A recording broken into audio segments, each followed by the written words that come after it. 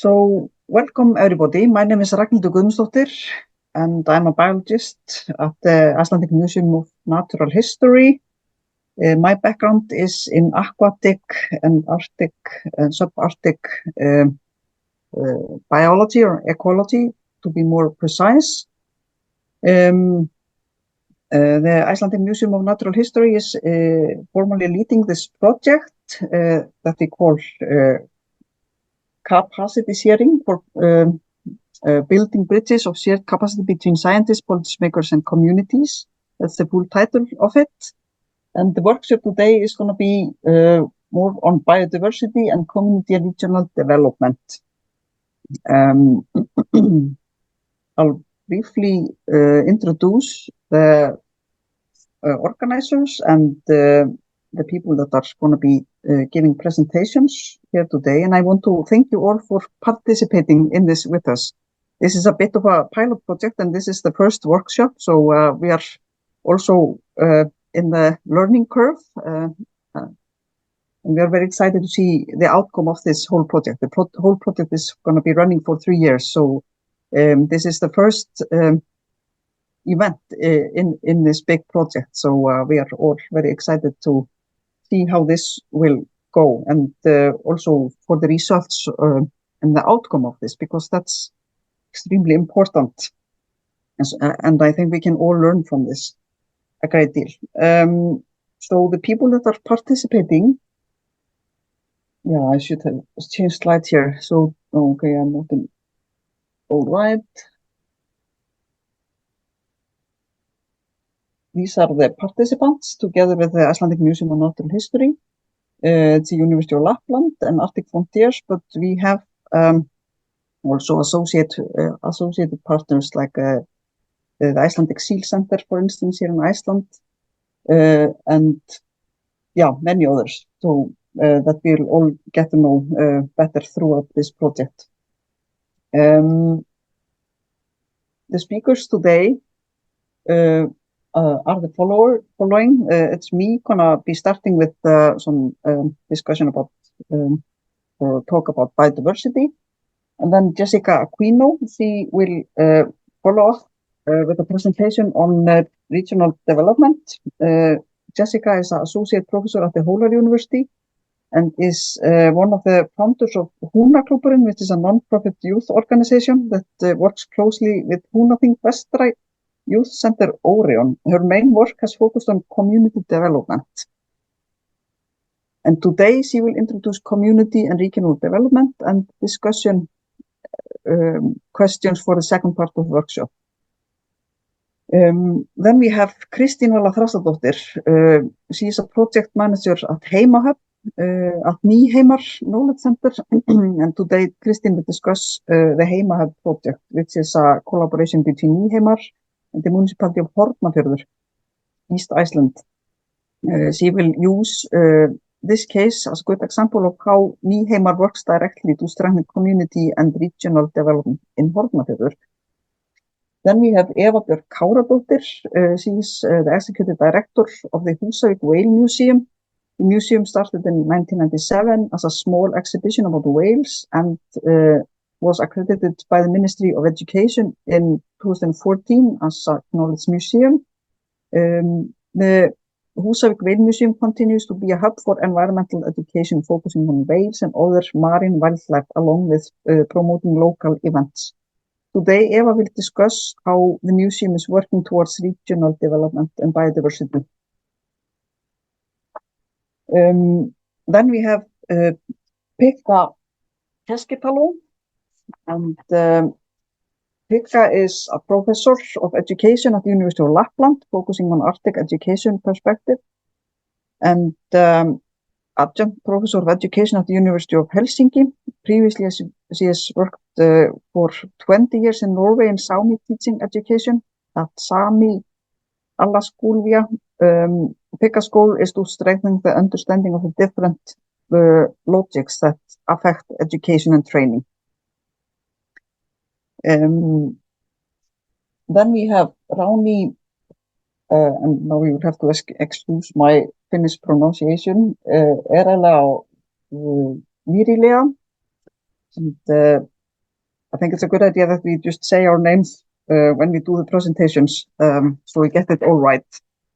Rani is a postdoctoral researcher at the University of Lapland, and she's working in the reconceptualizing boundaries together towards resilient and just Arctic future. That's a huge project, also termed Rebound, founded by the Strategic Research Council under the Research Council of Finland. And as a project manager in the Capture Interreg NPA project, so she's also working in the project together with us. Then we have Hanna Helander. She's a project manager in a pilot project on distance education in Sami languages of the municipality of Húsavík in Finland. Previously, she worked as researcher at the University of Lapland in the Atlas research project that was funded by the Academy of Finland.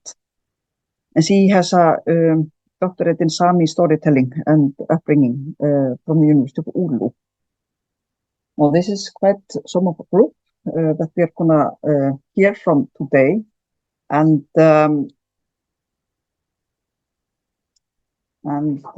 we'll just continue, starting with my intro on biodiversity.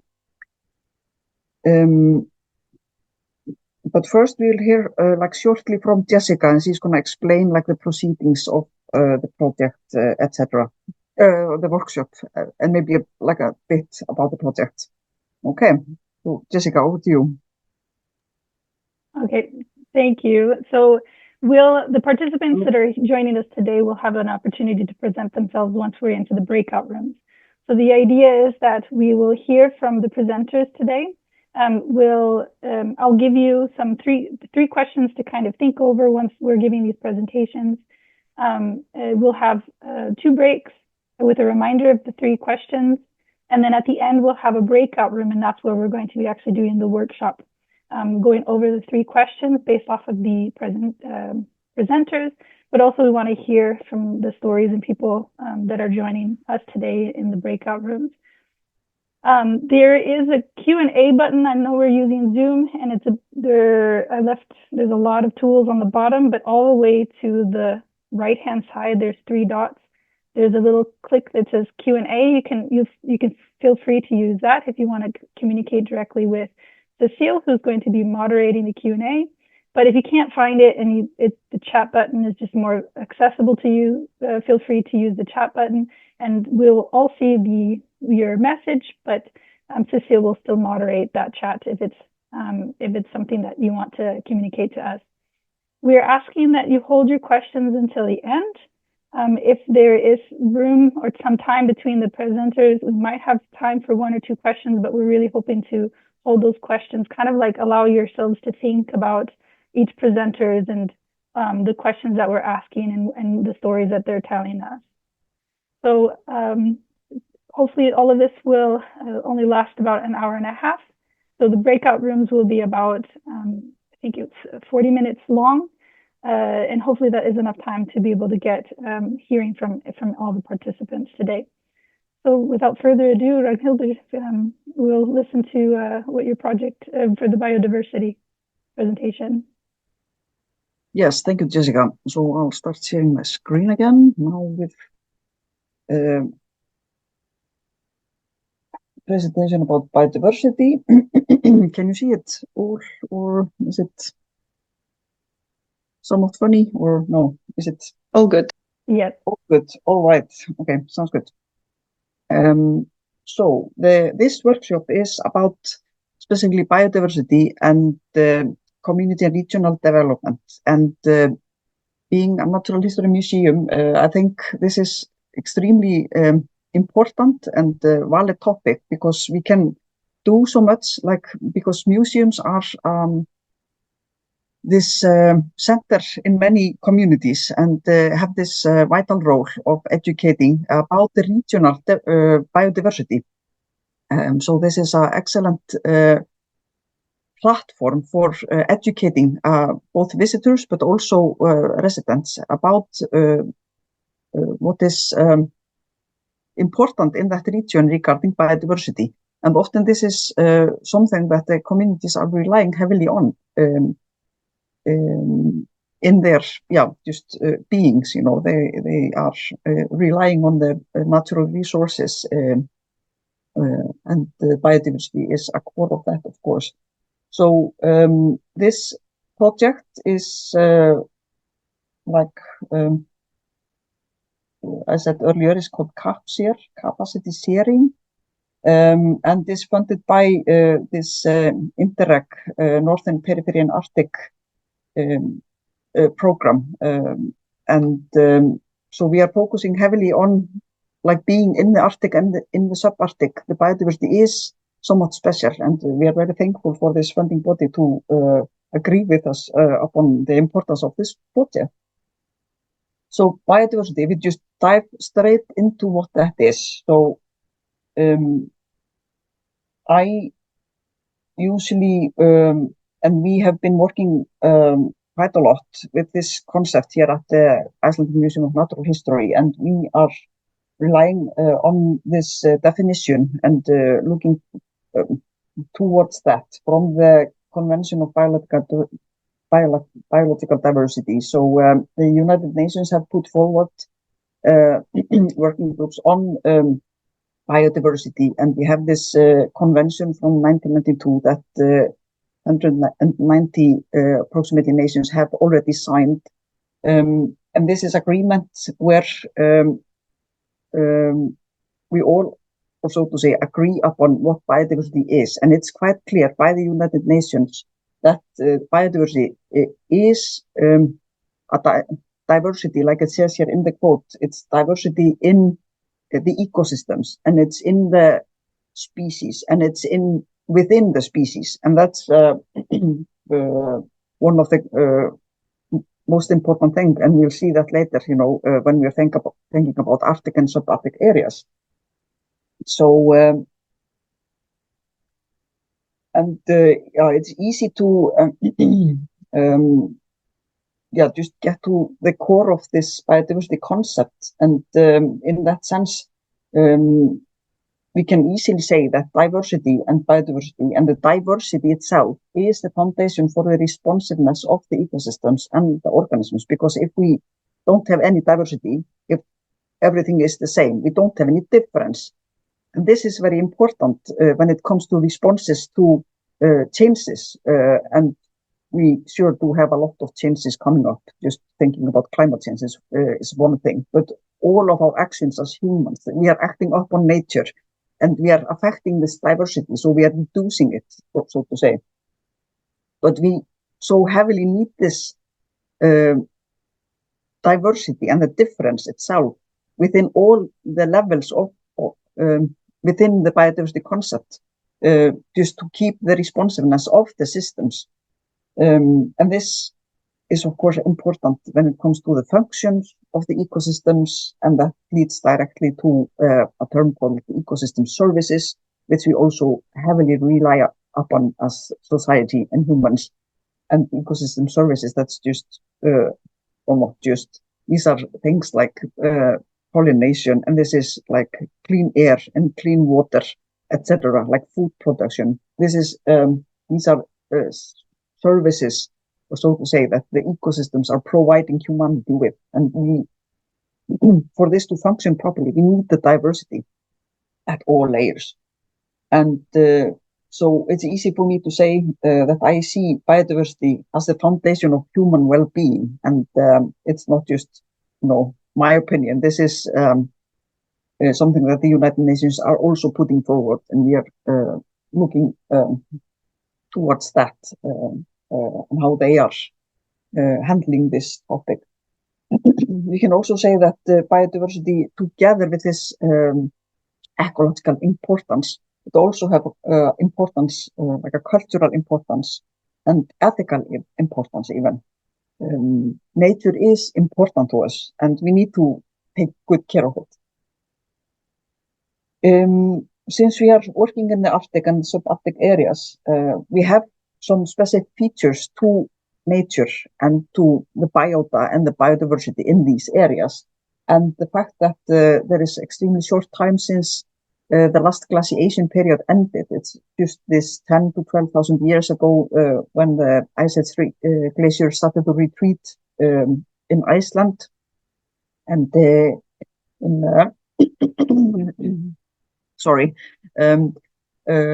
in this area, and this is a short time, very short time frame that the biota has had to adapt to these new ecosystems. So we can say that the ecosystems, they're relatively new compared to tropical rainforests like around the equator and coral reefs there in the tropical waters, where we have so many species. Life have had so long time to adapt to the environment there. But in these polar areas, the time frame that the organisms have had to adapt is way shorter. And this leads us to one interesting fact, and that is that on a global scale,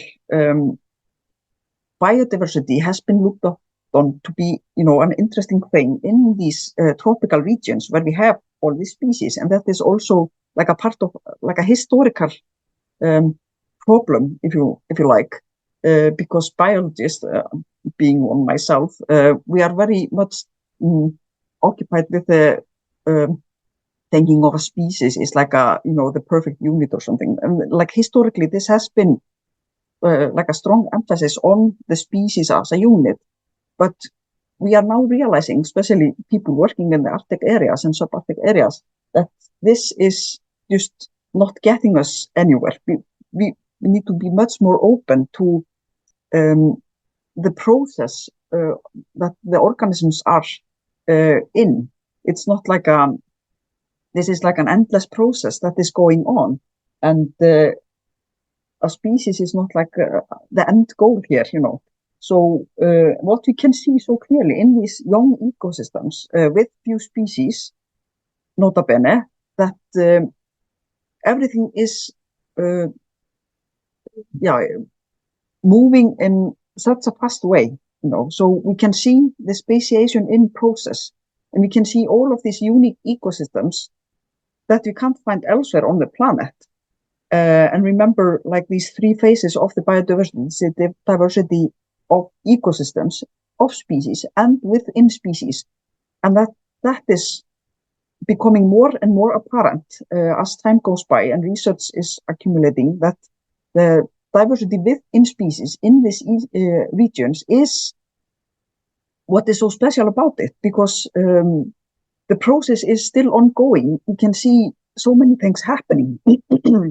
So when ideas like the Half Earth Project is put forward, it really puts us in a difficult position, because we don't have, because the measuring unit is the species, and they are like saying that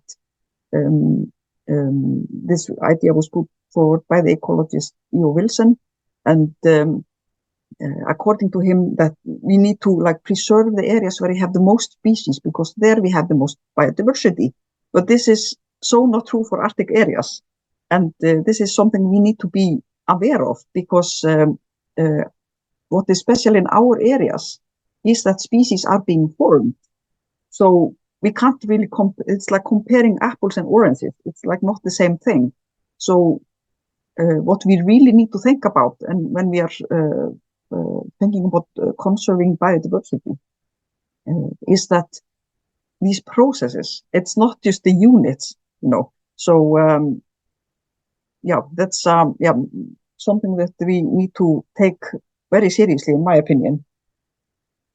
And then we have this, of course, this global emergency towards nature. We are seeing like the climate change and the extinction and collapse of biodiversity is happening at the fastest rate ever that has been seen during the time when humankind has been up and living.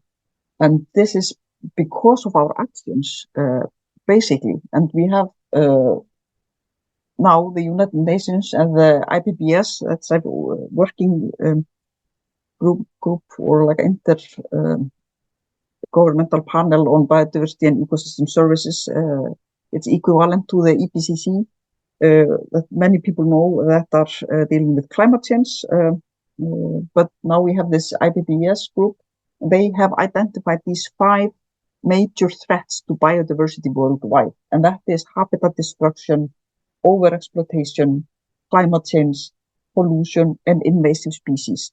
So we need really to take this seriously. And I also want to highlight that the outcome, one of the major outcomes of this report, where IPCC and IPBES work together, identifying like threats towards biodiversity due to climate change, that actions that are taken to mitigate like climate change and harder them, they can't work against biodiversity because then they aren't climate change actions. You see what I mean? It's these 2 things need to be considered together, and because it's not 2 separate things, and they're really affecting one another. Specifically, the climate change is acting up on our the ecosystems and the organisms, etc. So transformation of our thinking towards nature is needed, and our relationship to nature has been dominated by greed and destruction, and this needs to stop, and we need to become sustainable. And it sounds like maybe just one of these things that people are saying, but in my opinion, we need to take this seriously, and I think we can together do a lot of good things. So and making society and communities sustainable, and I think we indeed can transform our views towards nature and start loving it again, and stop this destruction.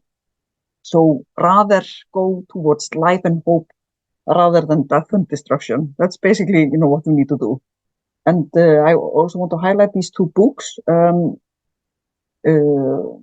There is, of course, like accumulating a lot of new literature on these matters, and these are just 2 examples. Michael Leroux, he's a French ecologist that has been working a lot on biodiversity and ecology, etc. And he, at this point in time, he found the need to write a book like this. Just how can we stop destroying nature? And I just have to recommend this book, because this is like this mathematical ecological professor, like really stepping up and just writing about the problems we are in. And then also I want to highlight this book called Reconnection. Miles Richardson, he's a university in sociology at the University of Derby in England, and I think like reading these 2 books together highlight how we can work together, like interdisciplinary, towards this transformation that is needed. So how do we do all of this? And now, of course, I have to go fast. We wrote in our project description that we are going to be working towards this global biodiversity framework, and that was put forward at the COP15 conference on biodiversity by the United Nations in 2020. There are like 94 countries that signed. I know Norway sent a large group, a working group there, Finland probably as well. And we here in Iceland, we had a small group going. There we have these 4 goals, which is the vision towards 2050, and 23 targets that are more action-oriented towards 2030. And this is to support the sustainable developmental goals. This is a cheat sheet just highlighting these goals and targets, and I want to draw your attention specifically to target 14 to 23, which is about capacity building and how we are doing this. And specifically this target 22, which is basically what we are doing here now today. It's because we want to ensure participation and in decision making, and this is all towards conservation of biodiversity. And I'm not going to keep it any longer. So Jessica, you are next on. So if we just go quickly. Yeah, thank you. Time. Just need to find my presentation. It popped away. So I'm going to share my screen.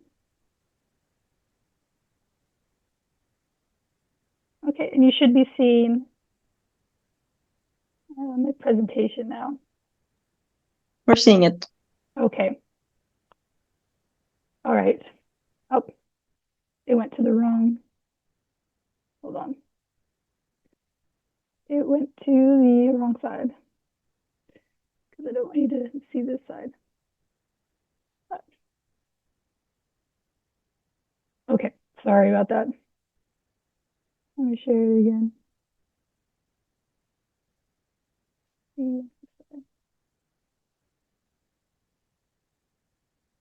Okay, you should see the presentation now, and hopefully it'll be the right.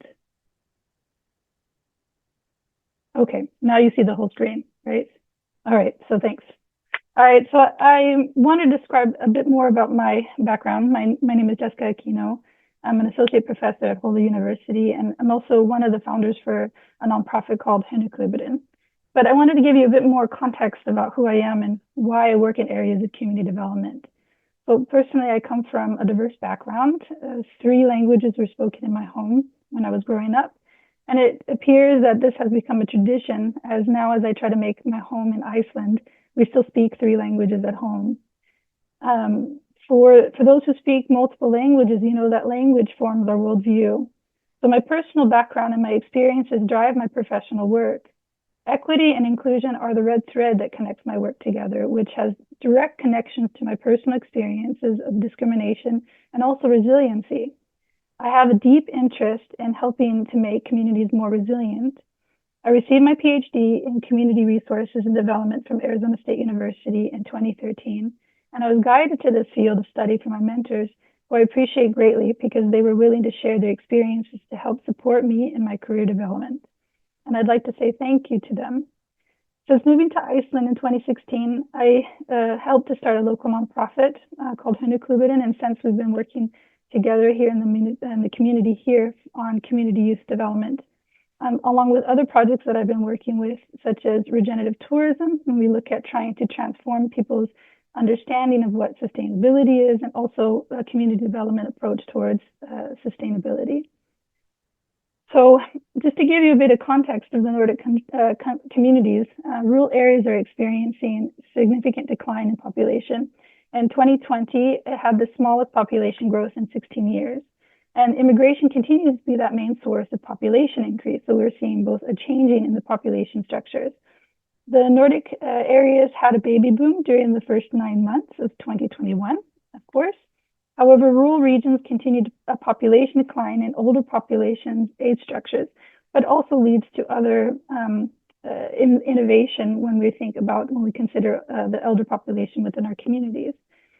There is a rural to urban migration. Young adults tend to leave rural areas for higher education and training, and there's more women than men tend to leave rural areas.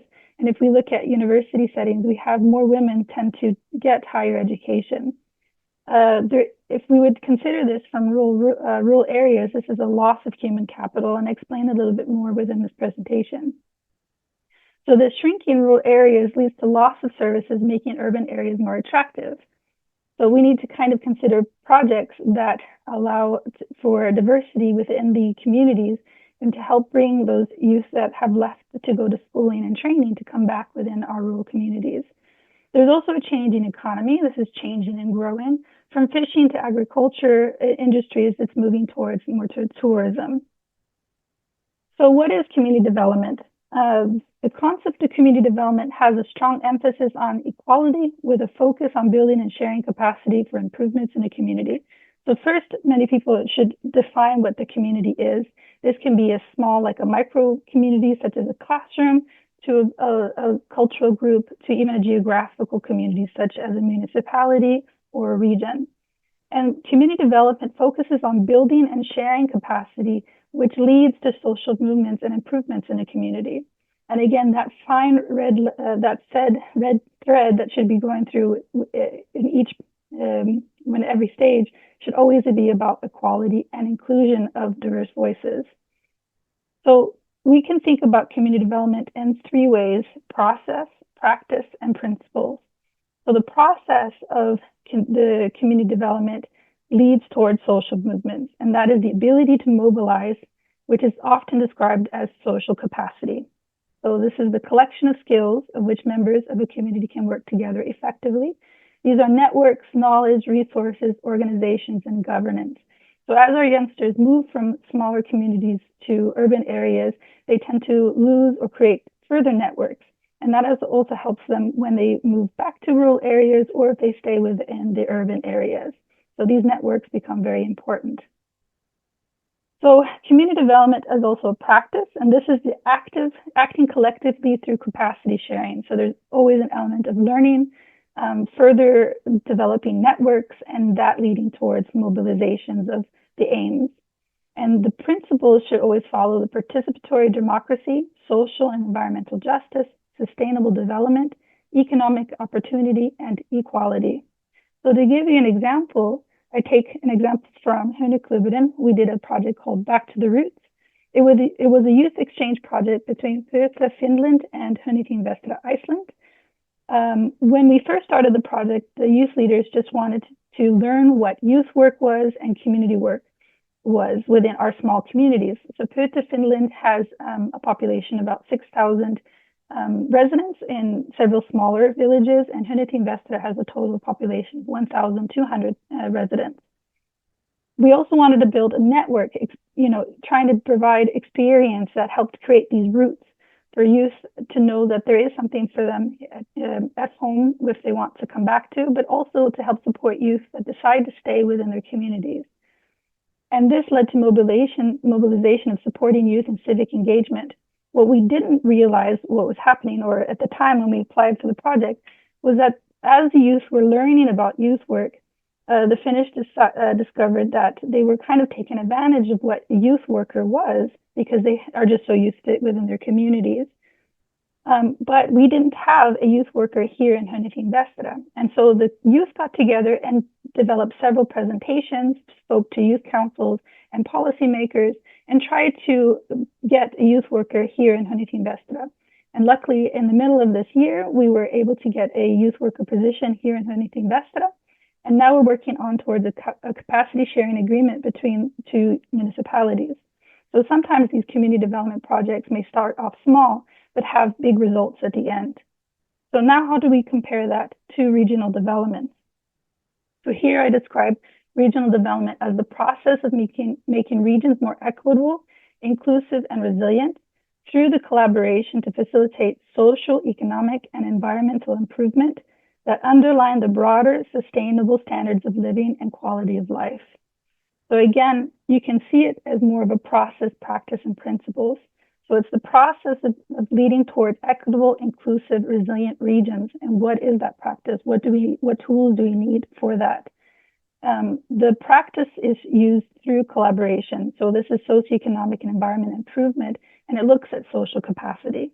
Oftentimes when we look at regional development, unfortunately, there is a lack of communication between the smaller communities or voices that are often heard, particularly youth, elders, or even cultural groups.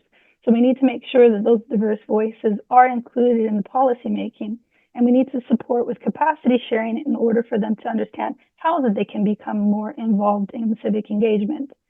So I argue that the principles within regional development are very similar to community development, which is the participative democracy, which is place-based approach, social and environmental justice, sustainable development, economic opportunity, and equality. So we can see that there are some level indicators between regional and community areas to indicate how resilient the community is. So this capacity, which is knowledge, skills, and learning. needs to be in place. How well is this capacity being shared between and within communities? The community networks, how well networked they are, including similar to what we saw with the Back to the Roots example, even international networks that help support community development projects. There's people-place connections, how connected these people are to the place. As we're seeing with youngsters, as they're moving away from their communities, they tend to disconnect from their place because they see themselves in their new place now when they go to urban areas for work and for training and for schooling. So we want to continue keeping those youth, those youngsters or people that have left connected to their place to be able to provide those opportunities in case they do want to return. Community infrastructure. So these are services and facilities. Oftentimes the first things that get cut are services when we think of policy making, when we're looking at budget. However, it's these services that help support communities and help the economy grow within the communities. So we also need to look at diverse and innovative economy. It can't just focus on one industry such as tourism. It needs to have a very diverse and vibrant economy in order for the community to be resilient.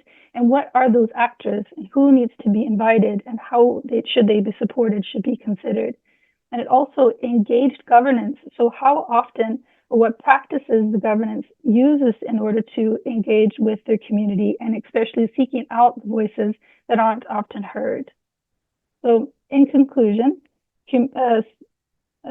successful community and regional development projects relies on inclusive engagement, community engagement, and capacity sharing. This should be approached using a process, practice, and principles that focus on social, economic, and environmental well-being with equity and inclusion. So inclusion in policymaking leads to equitable policies, and it also leads to better policies because more voices are heard. Directing action, it also helps with directing actions and priorities for specific progress to occur, so we know what those priorities are. So I'd like to, today we present examples of several initiatives that highlight the interconnection of community and regional development. And I'd like to say thank you again to our presenters who are willing to share their experiences with us. Now I'll introduce for questions for reflection and I'll kind of explain how they will be used for the breakout rooms. So these are the 3 questions that we're going to be using today. And you don't have to write them down, just take a moment to read each question. During the next presentations, I'd like to think or reflect on what those questions are. We'll have the questions in the chat so that if you want to refer to these questions, so that way you don't have to frantically write the questions down. And then these are the questions that we're going to be doing while we reflect within the breakout rooms at the end of these presentations. So the first questions are, what are the needs in the Arctic areas regarding using biodiversity conservation actions for community and regional development? And what are some of the barriers? What opportunities do you see for capacity sharing in the Arctic regions towards biodiversity conservation that would address these needs and barriers? And what actions need to be taken right now in order to move forward? So now I'd like to invite our next presenter, who is Kristín, who is with the Heimahöfn project, and she will, so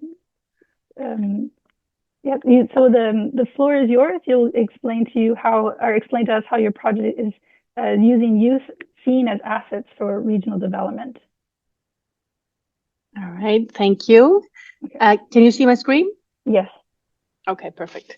So hi everybody, and thank you for having me here today. My name is Kristín, and I work for Nýheimar Knowledge Center in Höfn in Hornafjörður.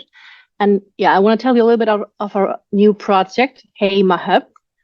But first, just so everybody is clear, get a better understanding of what we're really dealing with. Our municipality is quite large, and we have almost 2,500 residents living in the southeast of Iceland, so in the red box there. In our town, we have close to 1,800 residents in the town called Höfn, which literally translates to harbor.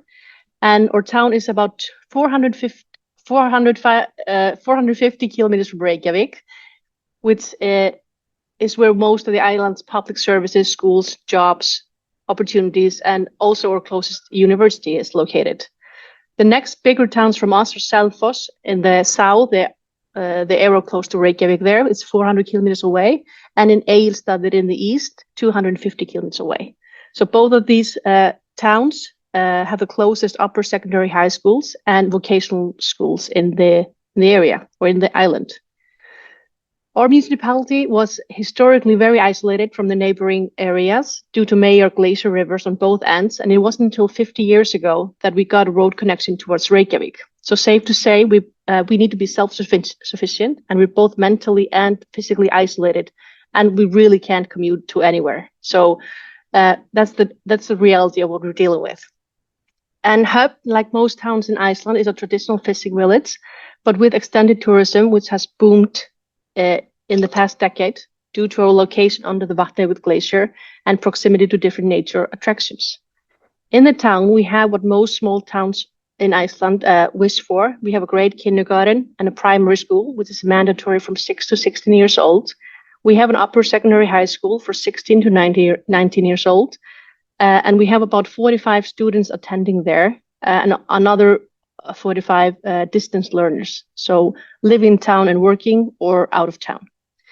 In the town, we also have a research center from the University of Iceland, and we in Nýheimar Knowledge Center offer learning facilities and remote test services for university students.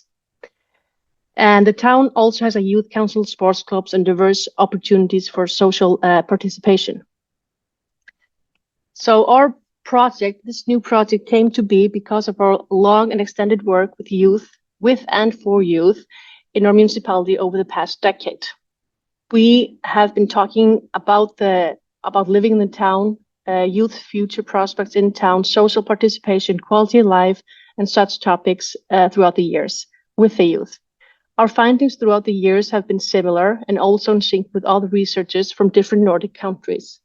The local youth feels like they are outsiders in our community.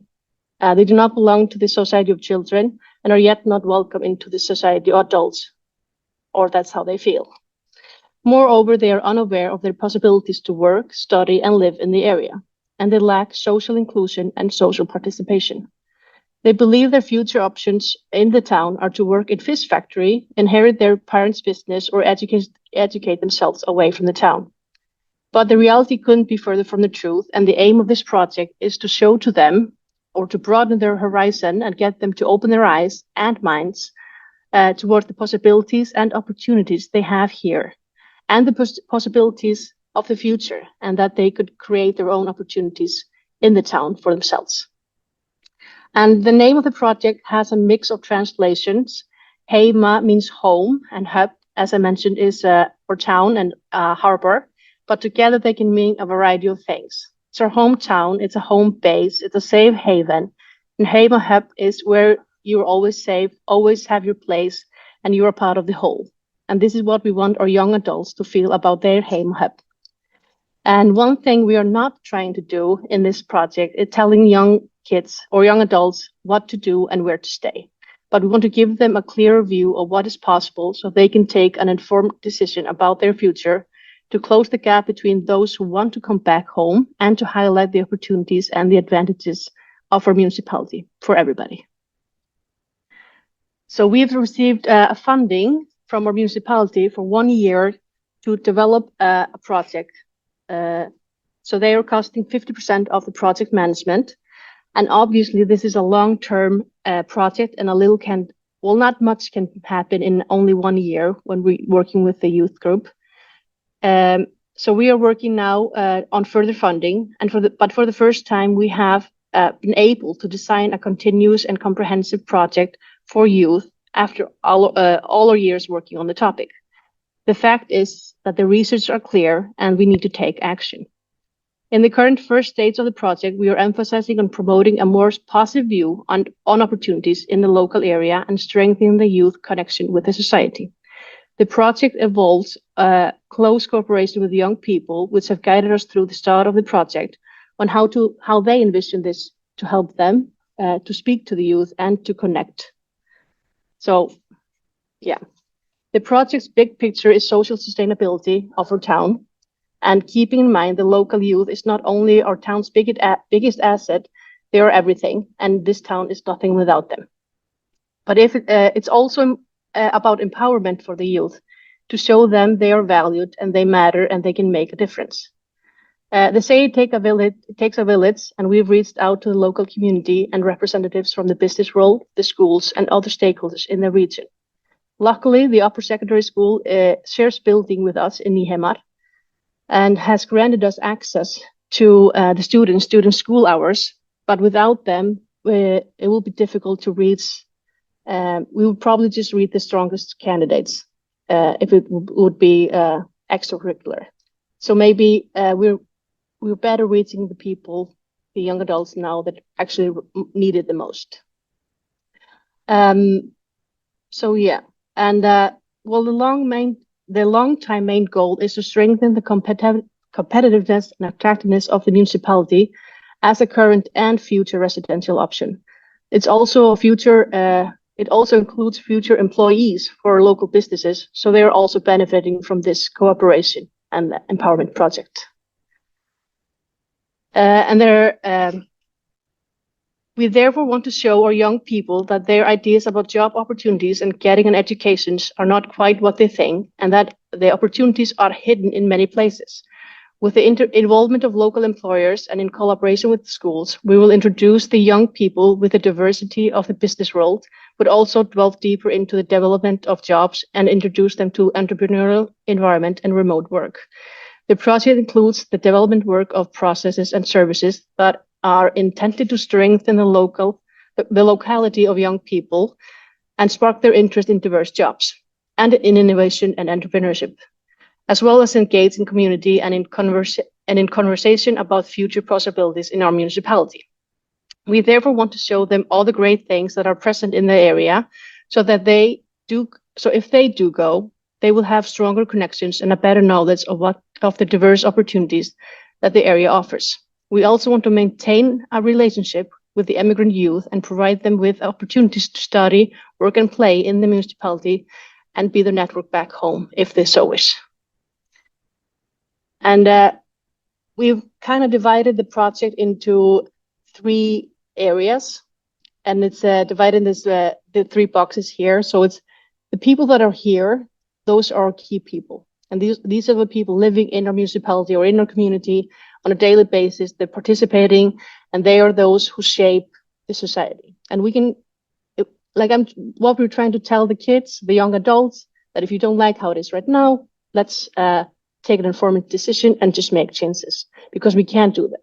And the dialogue is often that you're just here. If you don't really go anywhere, you don't go and conquer the world. The local studying in the local school, or if you're just living in Hub. So that's a dialogue we want to lead.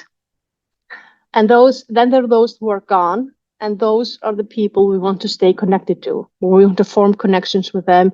And of course, the key people in the community now, if they choose to leave, then we have already formed the connections. And we want to maintain the connections with those who do go elsewhere, maybe to study, maybe something else, and that could maybe want to come back and enrich our society in the future.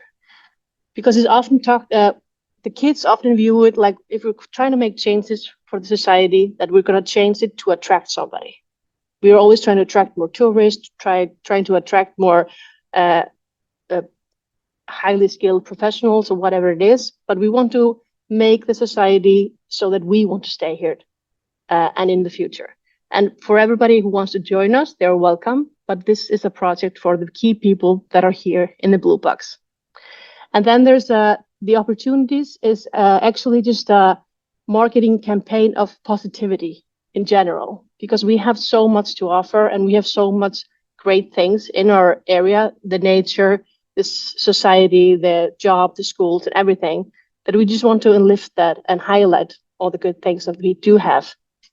And that maybe some of the kids are not looking past it and just looking towards the grass is always greener somewhere else.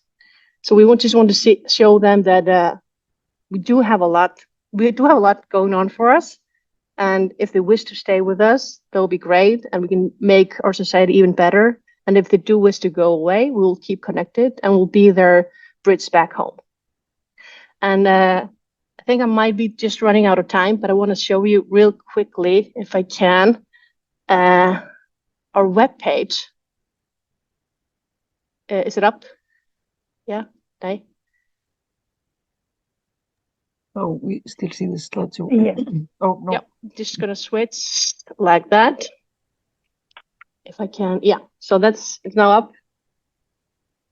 Okay, so this is just we're just starting on it. It hasn't launched yet, so don't write too much into it just yet.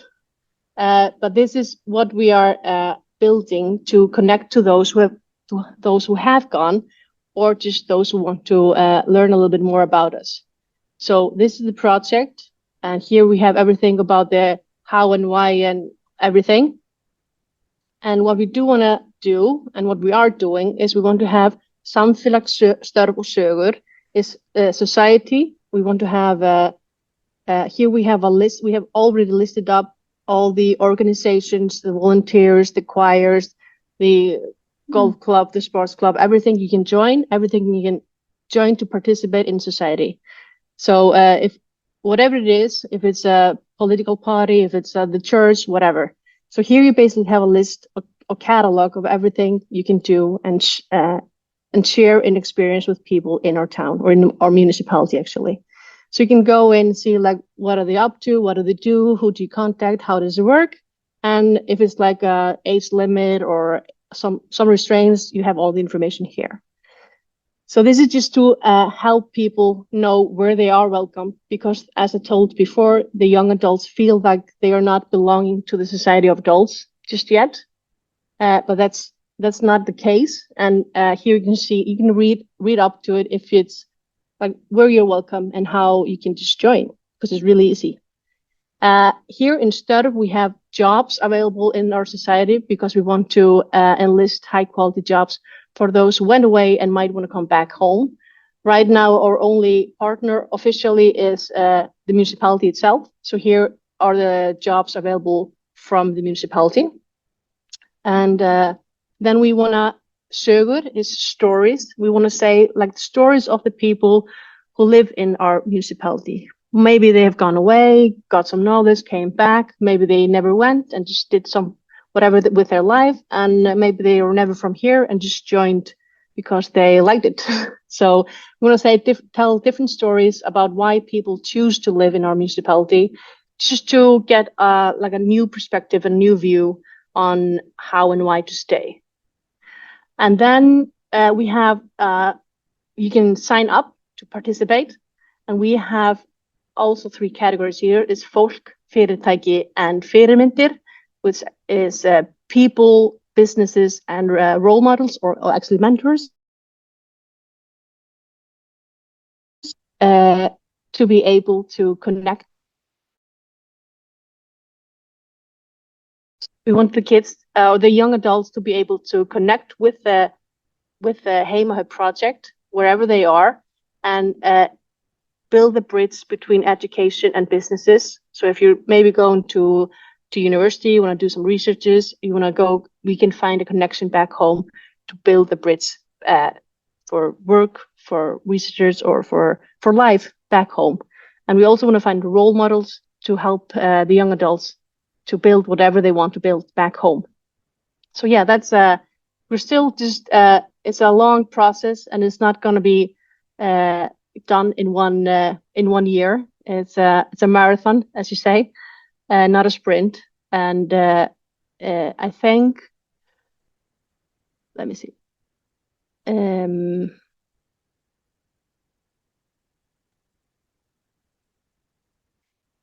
Yeah, so yeah, it's a marathon, not a sprint. And what we are doing right now is we have ongoing monthly empowerment hours with the youth from the upper secondary high schools.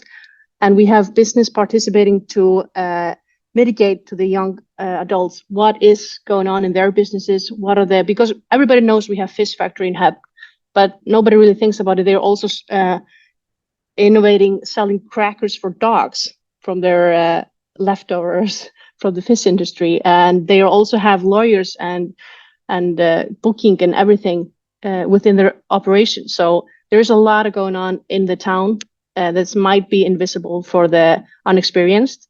So we have the businesses participating in educating the young adults on the diversity of the town and the opportunities.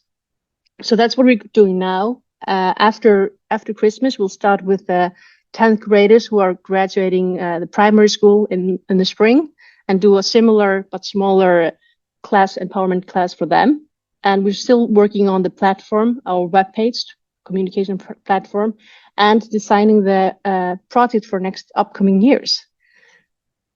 So I already jumped into this a little bit ahead of time. So I've shown you the our webpage. So feel free to check it out later when we've updated it a little bit. So this is my contact. So if you have any further questions or concerns or ideas, my time is up. I just want to finish with saying that our focus this first year is to immediately reach to the young adults in the area who are still here before they leave, and make that connection and broaden their vision for future possibilities in the municipality. And in any case, Hornafjörður municipality is not a waiting station for them, but it is it's not a way to get to the opportunities of their adult life or of their future, but a platform to cultivate their individuality, job opportunities, and society as a whole. So that's a lot to take in for only 15 minutes. So I hope we can discuss it further in the groups later on. But yeah, this is it. And thank you for today. Stop sharing.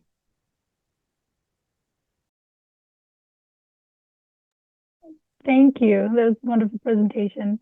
We're just running about 10 minutes behind, but we're going to keep going.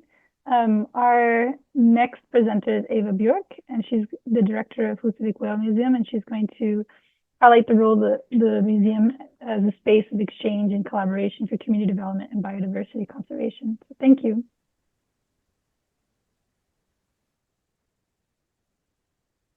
Yeah, good morning. And thank you for inviting me to be a part of this workshop. I'm excited to share how the Húsavík Whale Museum plays a vital role in our community, especially in engaging people with the importance of marine biodiversity.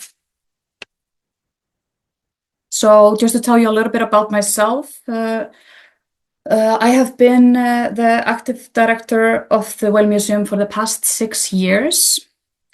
My background is not in biology. I have a background in art history and cultural management, which has served me very well in my role here in the museum. So the museum is located in Húsavík. Our town is known as the whale capital of Iceland, and it gets its name from the fact that we were one of the first destinations in Iceland that offered regular whale watching tours back in 1995. It was quite evident from the early days that tourists visiting Iceland were very interested in seeing whales and seeing them in nature. And they were also craving some more information about these mammals. So 2 years after whale watching started in Húsavík, the first indication of the museum opened up in the basement of the local hotel.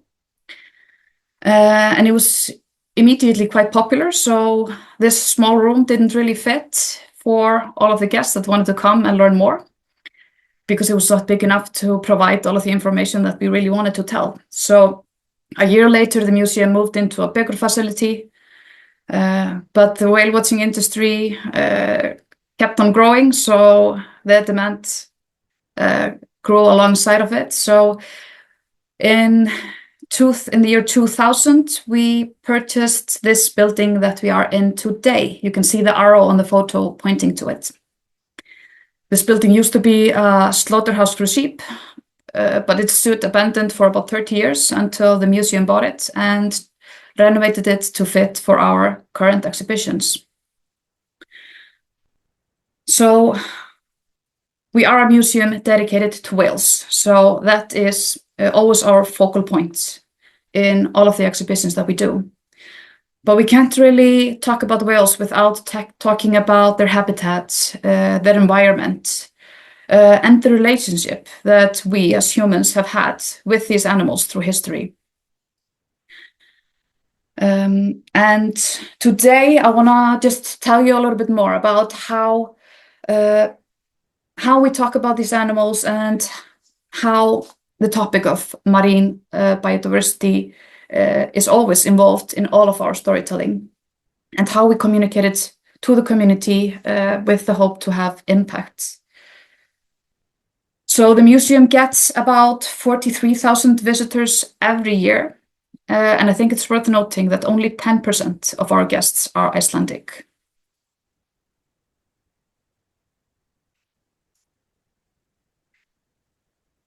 As I said before, our museum is not just about showcasing beautiful exhibits of whales.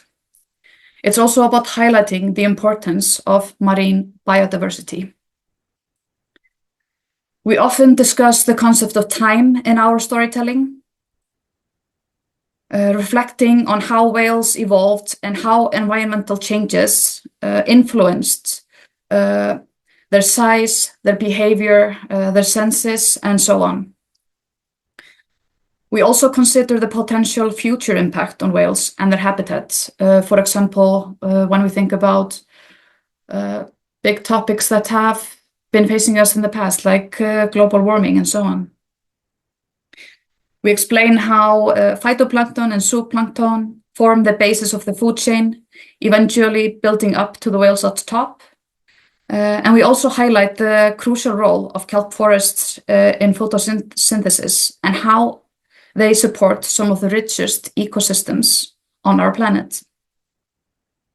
And if you just look closer to our close environment here in Húsavík, over the past 30 years since whale watching began in our bay, we have seen changes in the ecosystem.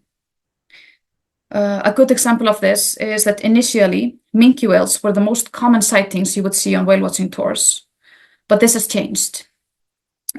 Two possible factors include increased competition from the growing humpback population or the collapse of the sandeel stock, a key prey species, might be an explanation for this.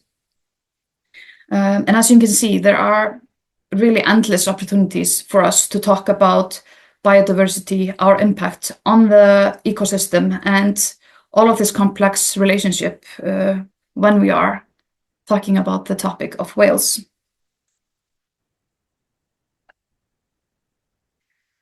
Our work extends beyond the museum walls.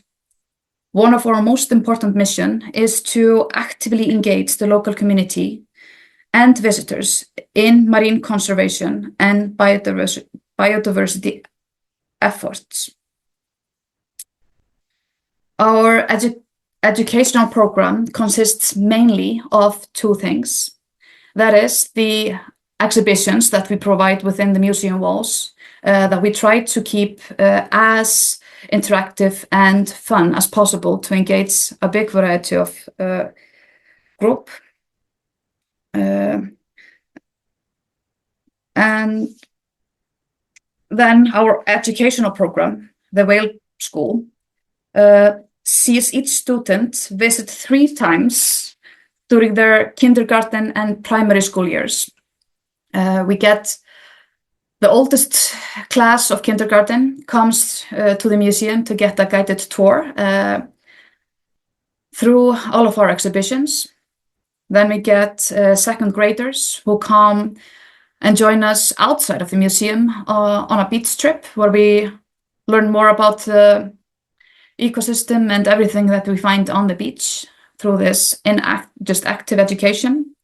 And then we have kids from 5th grade that join us on a whale watching tour to go directly out to sea to learn about the whales firsthand. We also promote local citizen science initiatives and encourage our visitors to participate. This includes joining beach cleanups organized by Ocean Missions or contributing to whale sighting loggings around Iceland that is operated by Whalewise. We host an annual event called the Whale Congress to share the latest research on marine mammals in Skjálfandi Bay and beyond. Our Ocean Films Festival features films on ocean topics. And we have also offered whale-themed yoga classes, game nights, and debates. And whenever we are hosting or planning events, they don't really need to be so much focused on whales or really what we're talking about in the museum, because for us, it's important to get the community to step inside the museum and come.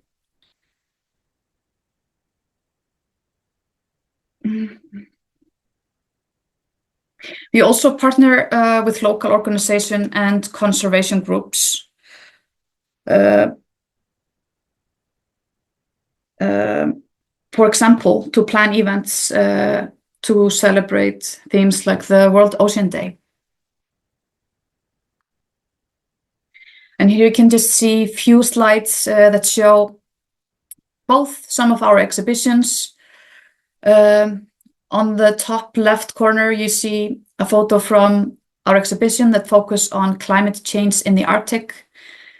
Here we are using whale bones that have been found hundreds of meters inland to talk about how Iceland has changed, for example, since the Ice Age, and how the land has risen as the glaciers melted.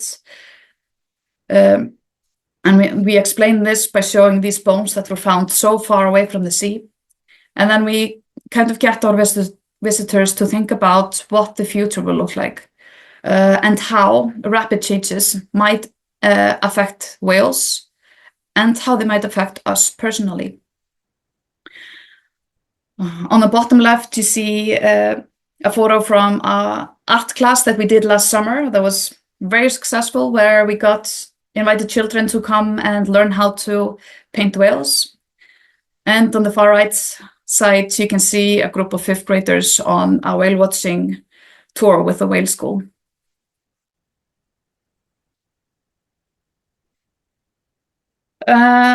And I can say that our engagement efforts have led to real measurable impacts within our community. I want to start talking about the Hope Spot. So together with 4 women from the University Research Center, STEM Húsavík, and Ocean Missions, we applied to Mission Blue for our marine area to be recognized as a Hope Spot. And we received this recognition last year. Hope spots are special areas of the ocean recognized as vital for the health of marine ecosystems. Mission Blue, an ocean conservation initiative founded by Dr. Sylvia Earle, has designated our area as a hope spot due to its rich biodiversity and importance to local communities. This recognition does not come with any legal regulations on how to operate within the area. But it serves as a new tool for us to discuss the ocean and its importance. Originally, we were only thinking of applying it for our close area, Skjálfandi Bay. On the map, you can see that's where the whale is jumping out of the ocean. But when we started working on the application, it didn't really make any sense to leave out the next fjord, Eyjafjörður.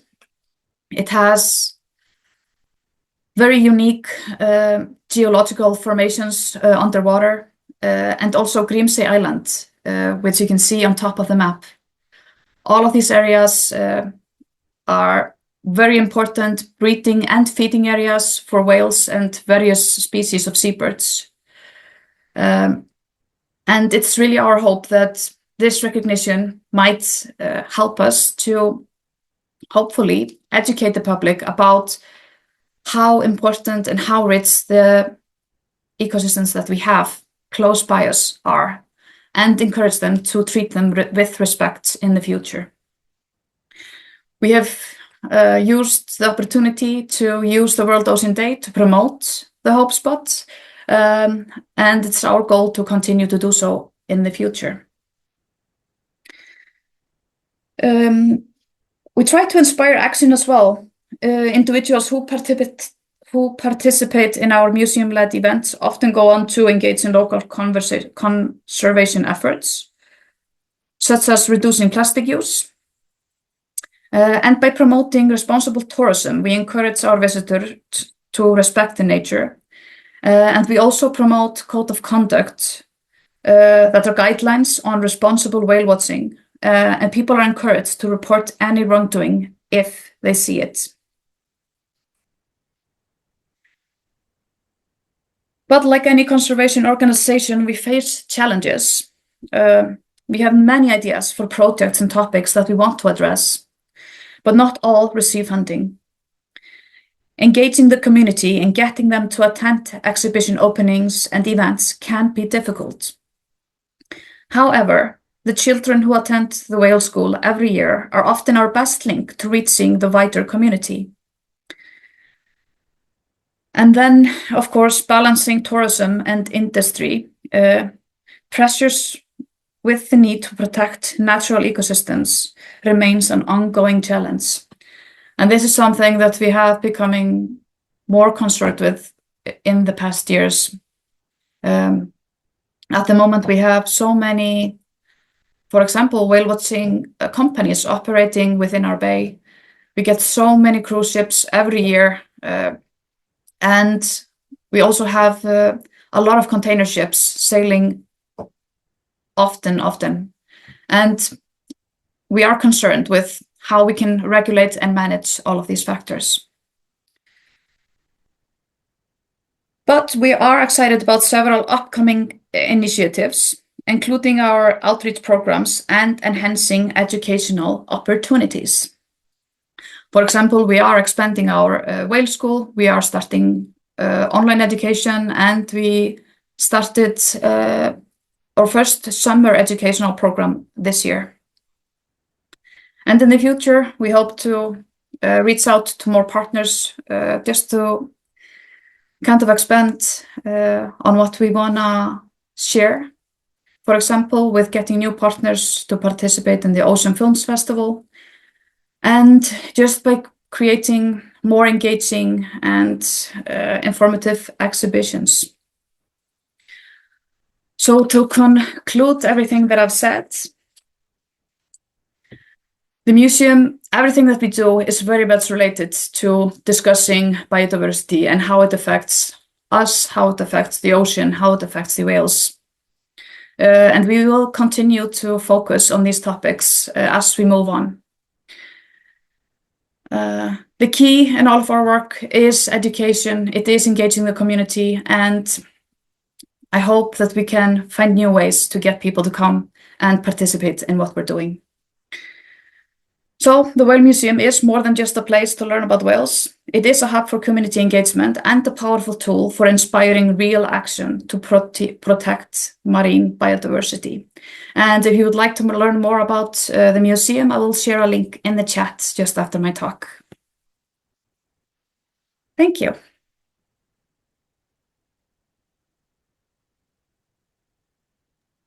Thank you so much. Right now, so we have, we're just running about 15 minutes behind, but we're going to go and take our 5-minute break. I'm going to share the screen here to remind you of the, let's see, do that.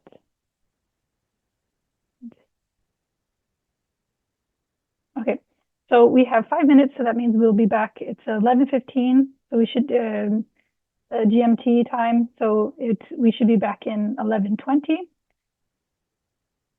And here are the reminder questions that we're going to be using in the breakout section. Once we come back, Rani is going to lead the next session and introduce the guest speakers. And then after the presenters from those guest speakers, then we'll have another 5-minute break and then go back. Then we'll come back and then go into the breakout rooms. So thank you. We'll see you in 11:20. Thank you.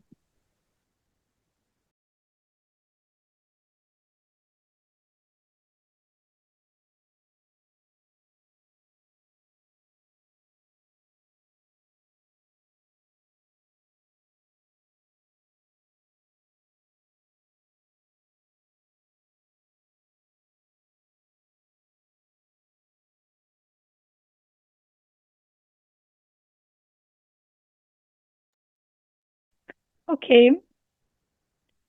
I know that was a very short break. Stop sharing so you don't see our cheat sheet here. And the next is Rauni. She's going to be chairing this next session and introduce our guest speakers. Yes, so welcome back. Hopefully you can hear me. Good. So this next part we are going to have two presentations. And the first one is going to be from Professor Pekka Keskitalo. She's going to give us an introduction to sustaining life in the Sami perspective. And I think Pekka will say some more about herself, but of course Ragnhildur also at the beginning said something about all of us. And then after Pekka, we are going to have Hanna Helander from the Sami distance learning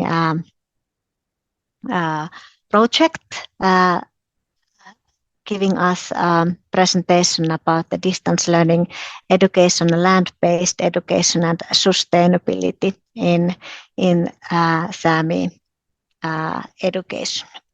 But now we are first going to take Professor Keskitalo. You are welcome. Yes, thank you very much and nice to meet you all. Puras puhakkaita ja saamat teivät ne vinkuin. And I'm going to share my screen now, so hopefully you will be able to see it. Yes, so I just want to say a few words that how we came with this Sami context and Icelandic context and Norwegian context together. So it was a couple of years ago that Dr. Jason Young from the University of Washington and his group visited University of Lapland, and then they invited me to come to Seattle, and then I meet Icelandic researchers there, and we shared joint interest into this biodiversity and educational issues. So this is one of the emphases then that we have now this common joint project, which is really nice. So I'm going to then explain about the biodiversity and the Sami education and the sustaining life in the Sami perspective next. Yes, so what is the context then when we work in an educational context? It's quite complex, and there are certain educational aspects in historical, social, and political and economic context and this everything that has happened and is happening. So that is why the context in Arctic regions is quite difficult for education to deal with. And for example, currently we are working in a context where there are long distances and sparse population, which makes also educational arrangements quite demanding for our young people and younger children. And then there are every kinds of changing conditions happening, like they have to deal with multiculturalism and multilingualism in these regions. And one thing is then as how to solve out situation is then to take care of the situational and contextual education, so that everything will be then in a curriculum and practice level situated and contextualized, so that it will be then fitting for the learners and for their backgrounds. And Arctic nature, of course, as we have already heard today, is making the situation somehow different than in other parts of the southern areas of this Arctic context. And there is available every kinds of diversity, which is like old diversity and then the new diversity because of migration. And what is the fact also that there are dozens of indigenous peoples living in these areas. So this is making also the Arctic context quite spectacular. And based off recent and ongoing research projects, we can say so that the Arctic educational context, because of the issues I have mentioned earlier, they are bringing for the educational context many ambivalencies and gaps.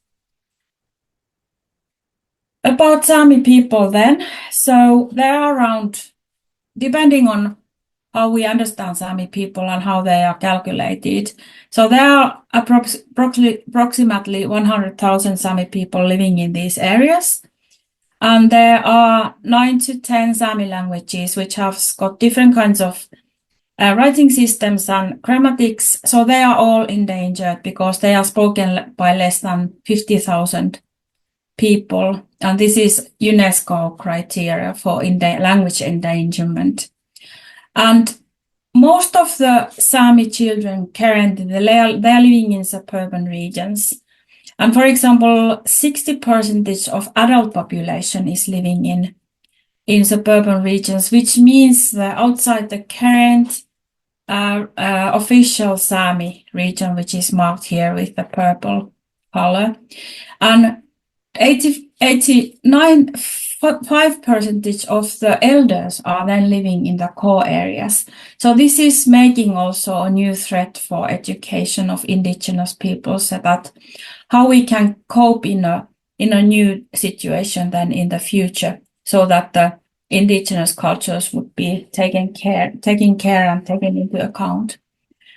And this is also a very important question, because this cultural heritage of indigenous peoples, that it has been the core of the culture to cope in the Arctic regions. So how can we bring this cultural heritage then into the new educational settings, so that we are delivering this cultural heritage to the new generations and in this new suburban area context as well, in a meaningful way for our young people?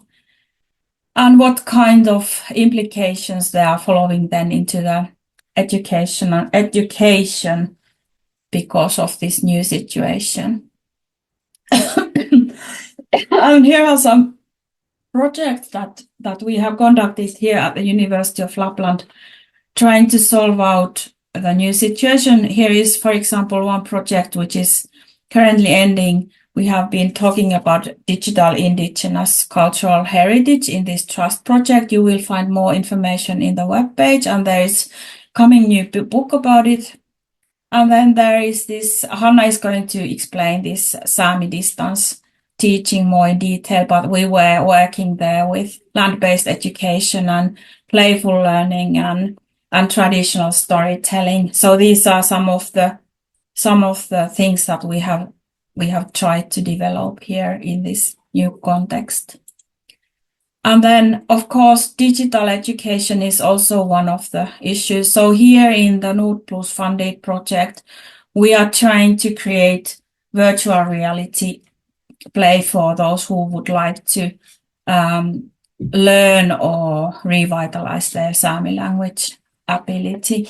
But this is not functioning yet because we lack of the sound machine so that VR could understand Sami. This is something that we have to work further with.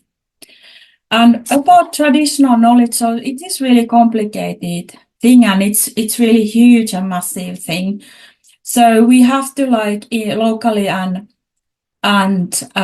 in aged aged, planned level to think every year that what does this traditional knowledge mean in our school and in our educational context.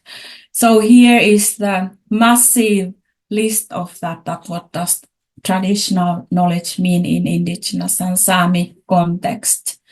And there are a lot of also implications for biodiversity preservation as Indigenous peoples. Of course, they are the whole bunch of knowledge is put into the cultural, practical practices and also the languages. And what is then needed in this field is that it is apparent and obvious that collaborative development projects are very important, because then you have got place where to work with these complicated issues more in deeply level. And here are also some of the things that CapShare is working with as well. And this picture is about the recent article that we have produced here at the University of Lapland and in collaboration with the Sami Allaskula, Sami University of Applied Sciences. I've been working there for 20 years before. So here could be one model that this biodiversity could be then safeguarded. So this biodiversity is also deeply interconnected with the Sami people's traditional way of life. And as one of the indigenous peoples of the Arctic region, the Sami have a cultural and spiritual relationship with the land, water, and biodiversity of their territories. And what is then complicated here is that once the biodiversity is threatened and it is not preserved well enough, so there are following, of course, lots of implications for Sami culture and Sami people and for our young people then. So this is something that we would like to then continue working with the CapShare project. And Rauni is going to then present our Finnish case study more in detail. So I'm kind of finished with my thoughts here. So I thank you very much. And there is my email if you would like to write me.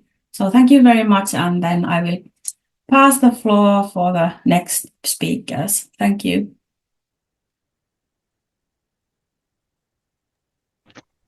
Thank you so much, Pekka. I was just thinking about that because of our time use, it could be better to go through to Hanna. But I think I can here in the middle just thoughtfully show our Finnish case. So if Hanna, I take a few minutes in middle of this. So I think that it's important that at the end of the webinar, we will have enough time to discuss in our breakout rooms. So let's do that. But a few minutes and I will show our case. Let me see.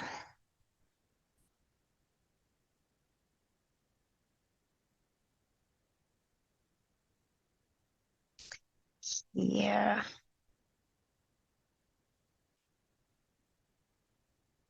So I think you can see something now that I'm sharing. Wonderful.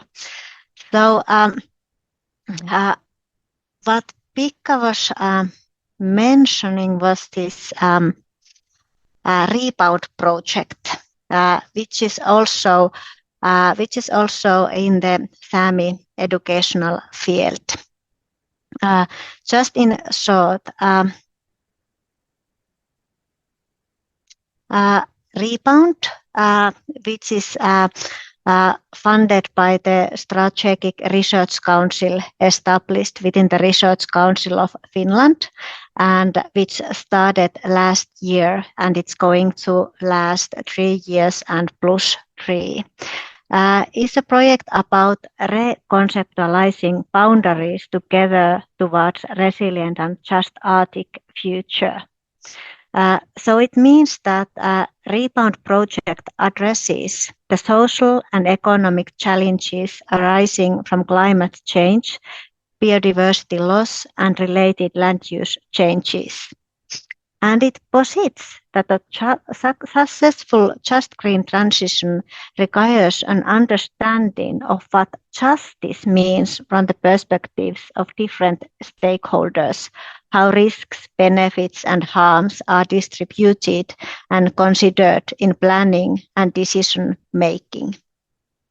And this is quite a huge research project, and it's the leader of the project is Arctic Center from the University of Lapland, and the other participants are Natural Resources Institute Finland, Finnish Environment Institute, University of Helsinki, and the Faculties of Education and Faculty of Art and Design from the University of Lapland. And the whole consortium involves 32 people, researchers and other staff working with this big consortium. And what comes to the education, our work package is about intergenerational justice, resilience, and education in the green transition. So we are basically making research about that. How does the connection to the nature becomes meaningful in the intergenerational dialogue, and how does children, youth, and the elderly understand the green transition? So we are working together with the Faculty of Art and Design and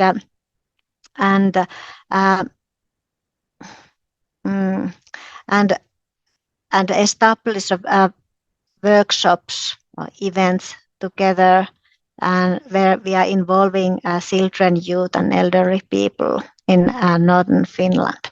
I think here is the map of where we are actually located in this research group. So we are here in the little map, we are here in the northern Finland, and we are basically studying the justice in this area, what includes the Sami home district, Sápmi also. But more about this project you will hear in the next webinar. So I will now take my sharing out. This was just a little bit of taste about this interesting project that we have. These and the others that have been already shown in this webinar. It's so amazing to hear all of these and work together. But now I will give floor to Hanna Helander. Hello, can you hear my voice? We can hear you, but we cannot see you. I check if now. Wonderful. Yes. Nice to see you. I have many cameras here. Okay, I share my presentation.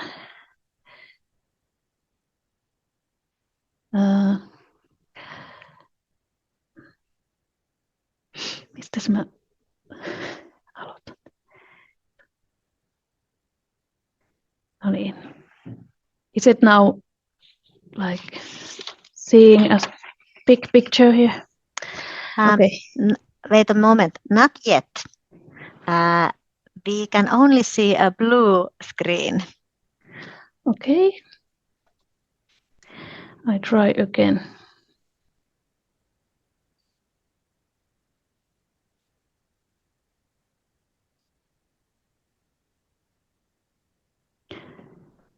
Is it, do you see Wonderful. now? Yes. Okay. Okay, Porre Päivi ja tervetuloa Anaris. Good afternoon and greetings from rainy Inari. I'm going to talk about land-based pedagogy and how we utilize it in distance education of Sami language. But first I will introduce myself. I work as project manager in the pilot project on distance education in Sami languages. And before I worked also as a researcher in the ADVOST research project. And these two projects are linked together. So we researched and developed distance education of the Sami language together with this pilot project's teachers. And I'm also a doctoral researcher at Kielakas Institute at the University of Oulu, and I'm finalizing my dissertation on how Sami storytelling continues and takes on new forms in literature and education. I will first open a little the situation of Sami education in Finland. There are 3 endangered indigenous Sami languages spoken in Finland: Inari, Skold, and Northern Sami. And the Basic Education Act ensures the teaching of Sami languages for pupils living in the Sami homeland area, which you can see on the map.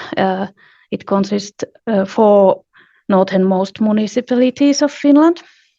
But outside this homeland, education providers can decide whether they want to offer teaching or not.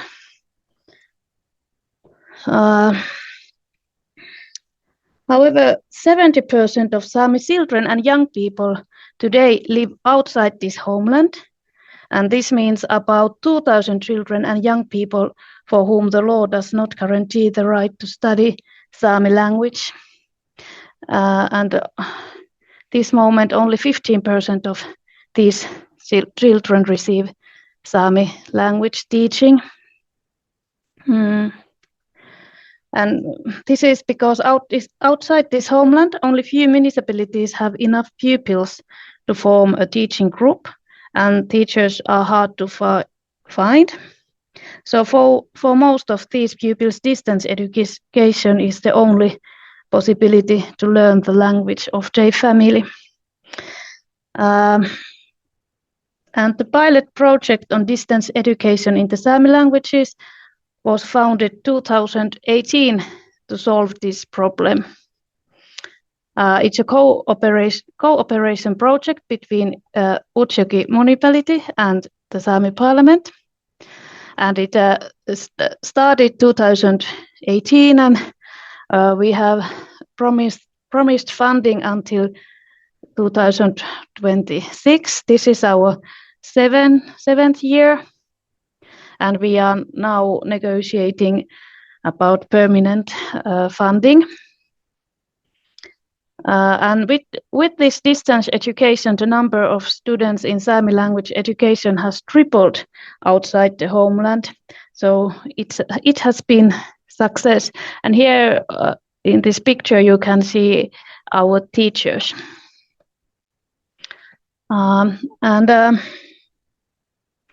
And here you can see how the number of pupils has developed during these years. So we are growing every year, and there's still a lot of room to grow, as there's 2,000 children and young people living outside the homeland area. So we offer online supplementary Sami language education 2 hours per week for the teaching group, and it's extra teaching for these children. And they got separate diploma for participating in this teaching. So our subject status is not yet there where it should. But here on this map, you can see where our pupils are situated all over Finland. There's actually 1 in or 2 in Sami homeland area, but in Utsjoki there is 1 or 2 pupils studying Inari Sami language. they are Northern Sami speakers, but they have also Inari Sami backgrounds. But the pilot project started cooperation with the Advanced Research Project in spring 2020. And the aim of the project was research and develop the distance education in cooperation with the distance teachers. And we explored new and innovative pedagogical models for 6 and 7 years old children in this distance education. And before starting these innovations, we interviewed these children and their parents, and the result was that these children had really high motivation to study and sense of belonging to the language community. They stated that they want to learn Sami because they want to speak with their cousins or their grandparents. So some of our pupils speak Sami as their mother tongue, but for most of them it's like heritage language or last mother tongue.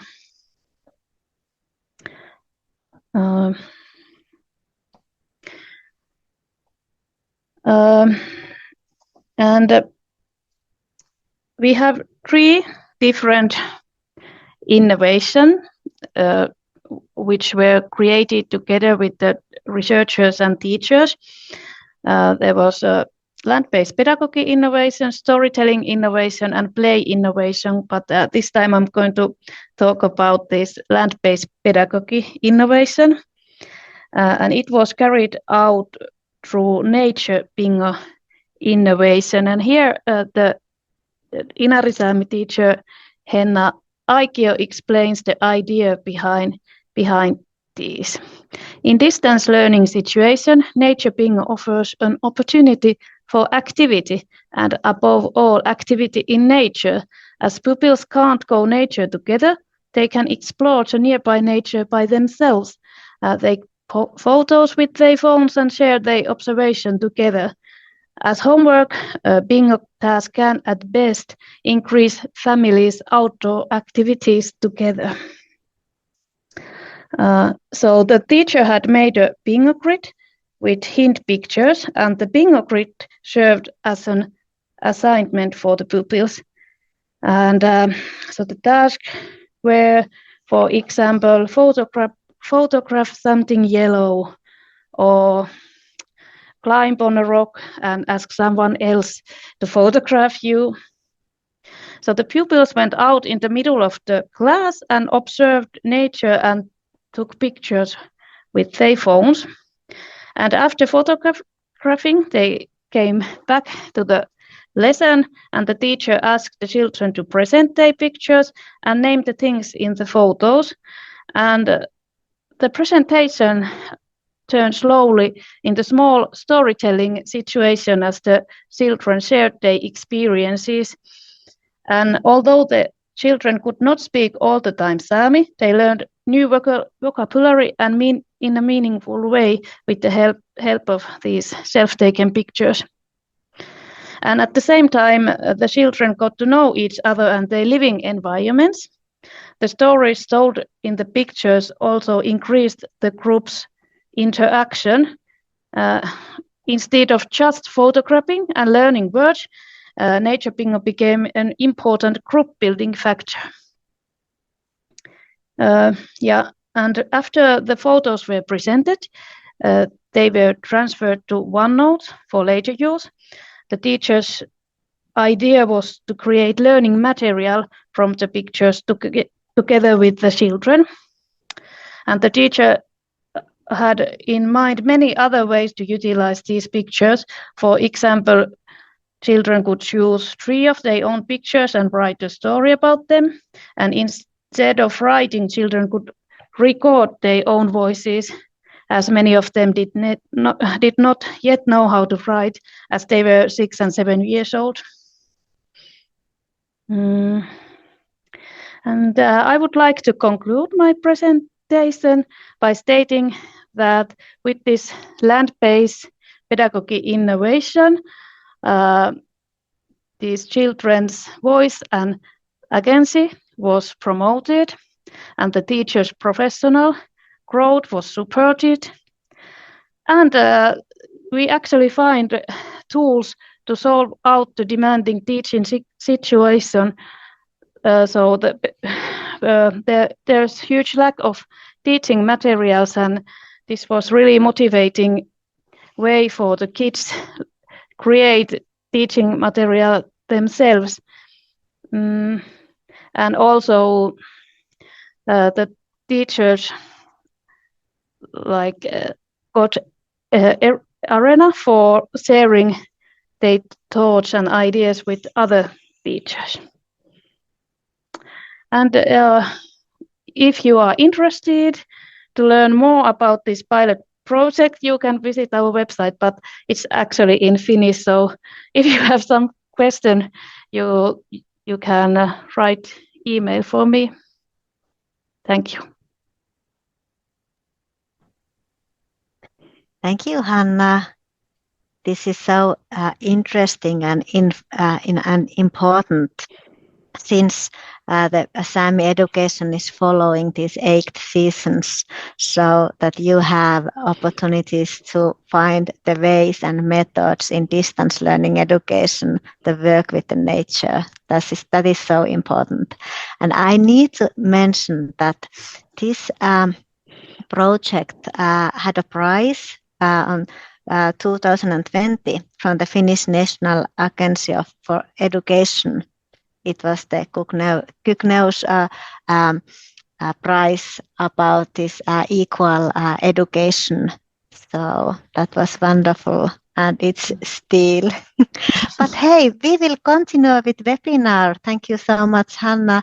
And I think maybe I will give floor to Jessica.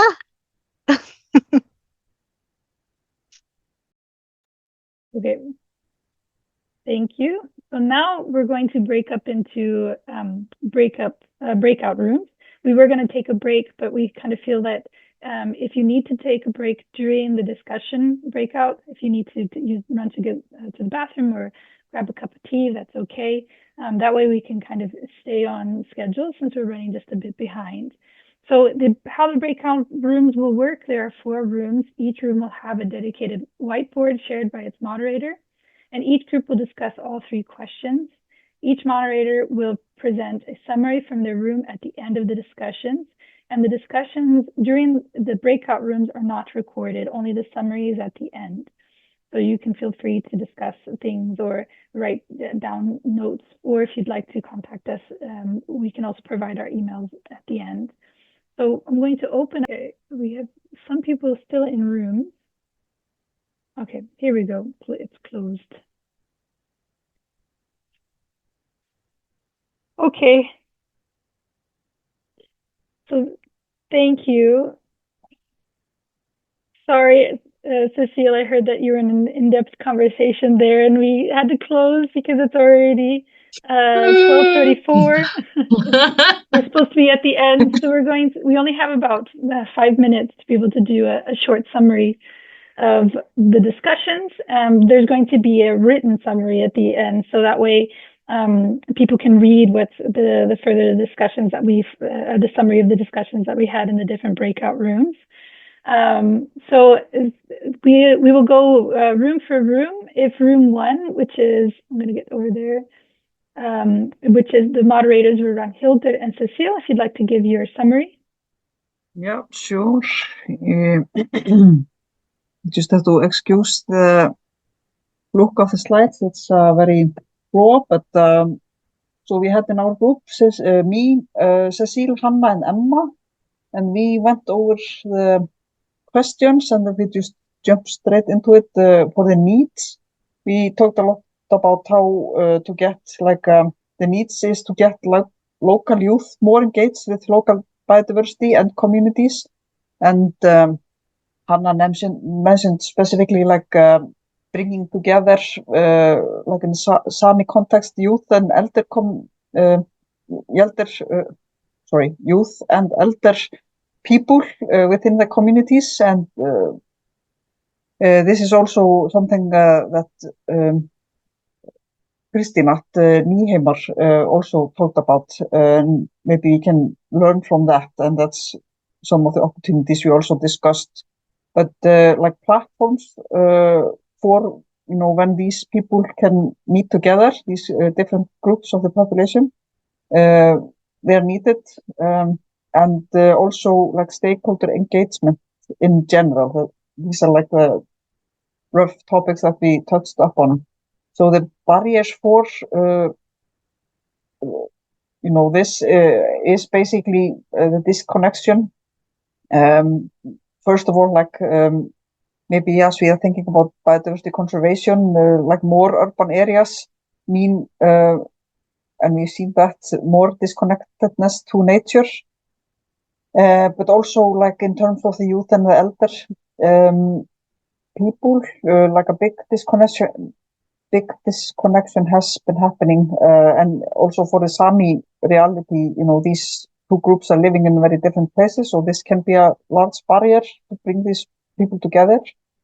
Also, we talk about this sense of like a shame that the younger Sami people may not feel like Sami enough, and then as for the stakeholders, like a conflict in resource management can be a barrier to reach some sort of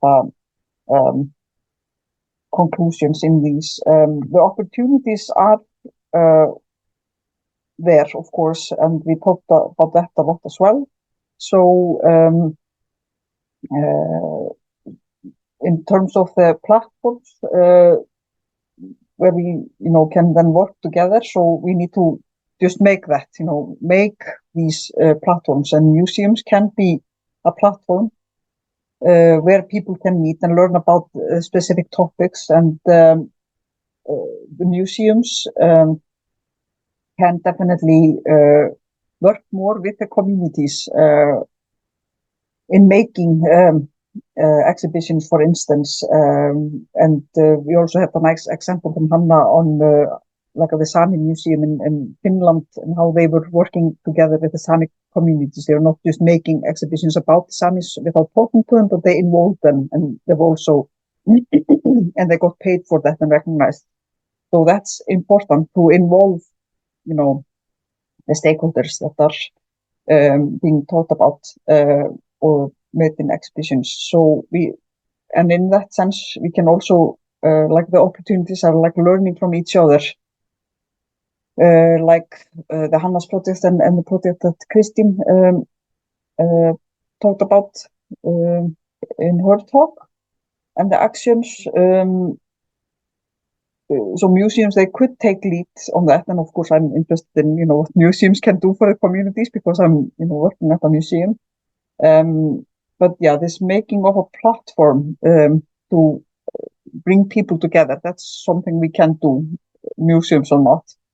And also we talked about that we can learn from this remote learning I mentioned in Finland, and then also mapping out the links between communities and biodiversity, and see how they influence regional and local development, and identify like the actions needed, and what monitoring is needed for the biodiversity, and then involve, see how youth can be involved in that.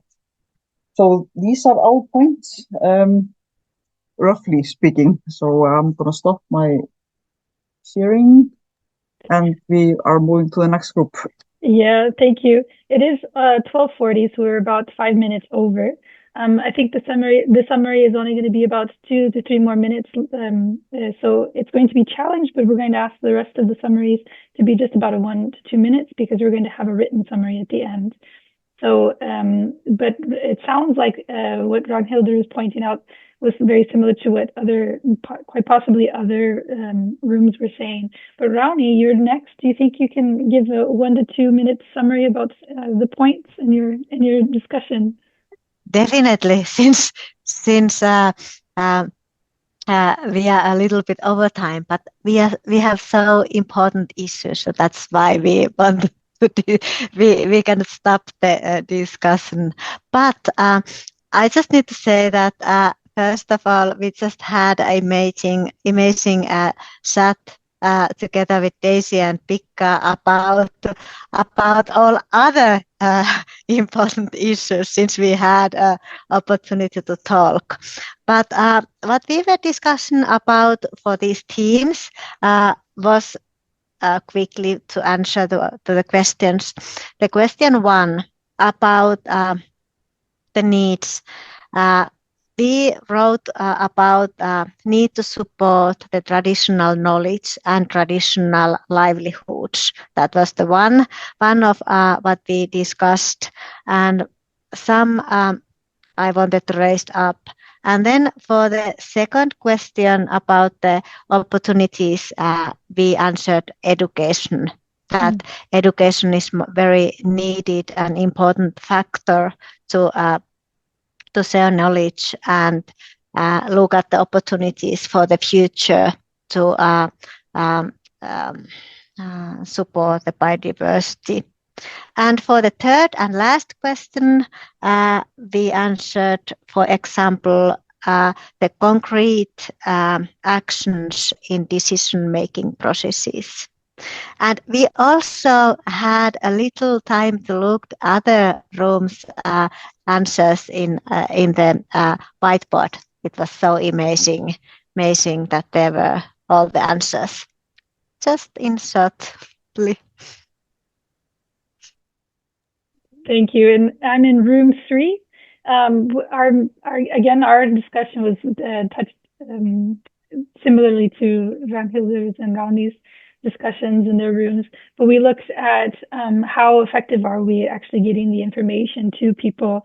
One ways we discussed was museums and libraries and schools, and what other further ways that we can collaborate with each other to get that information out.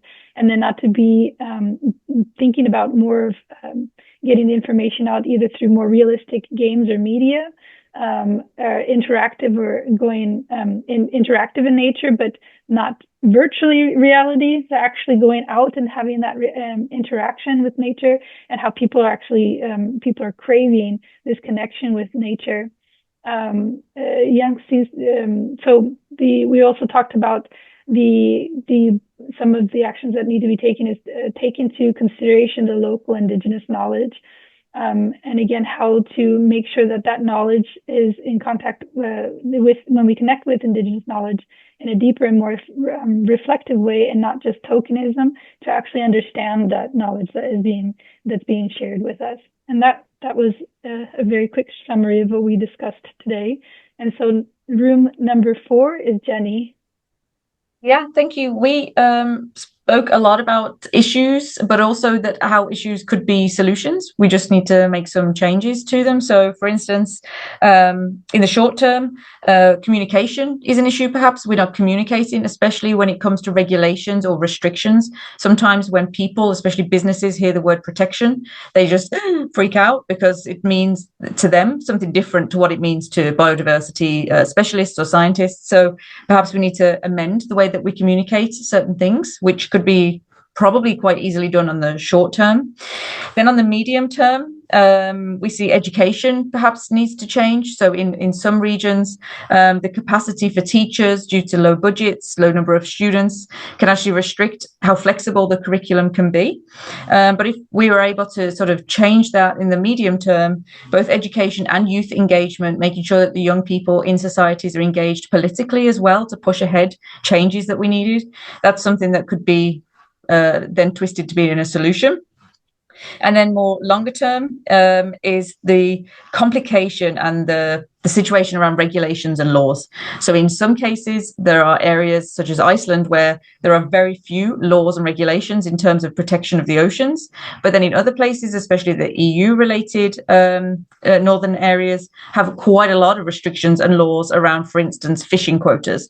So it's about how we're sort of addressing the different areas' needs. But of course, things like regulations and law changes is a very long term and probably quite a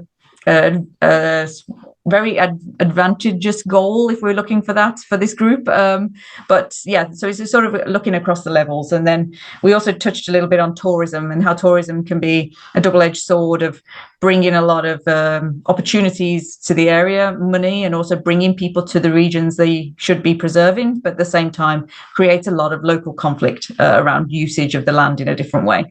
So we kind of had that as a bit of a case study as well. Thank you so much.